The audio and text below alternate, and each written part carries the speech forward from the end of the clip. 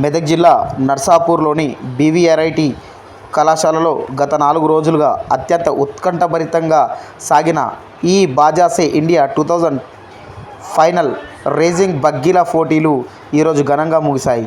మొత్తం 11 రాష్ట్రాల నుండి 1500 మంది విద్యార్థులు పాల్గొన్నారు.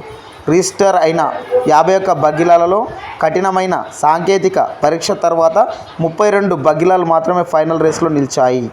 మహారాష్ట్ర 13, తమిళనాడు 9, ఆంధ్రప్రదేశ్ 4, కర్ణాటక 4 వంటి రాష్ట్రాల నుండి జట్లు పోటీ పడ్డాయి.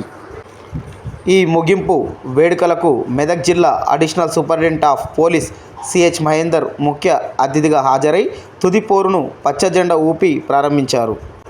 అంతేకాకుండా Shri Vishnu educational society secretary Shri Aditya Vissam మరియు జాయింట్ సెక్రటరీ శ్రీ సాయి సుమంత్ మాట్లాడుతూ, దక్షిణ భారతదేశంలోనే ఇలాంటి ప్రతిష్టాత్మక పోటీలను వరుసగా 3 సార్లు 2024, 2025, 2026లో నిర్వహించిన ఏకైక కళాశాల బీవీఆర్ఐటి రికార్డు సృష్టించిందని తెలిపారు.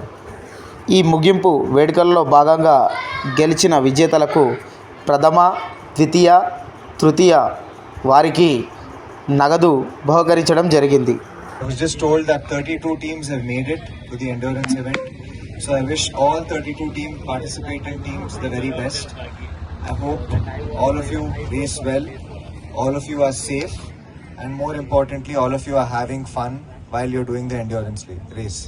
With that, I'd like to wish all the participants all the very best. Let the engines roar. Thank you.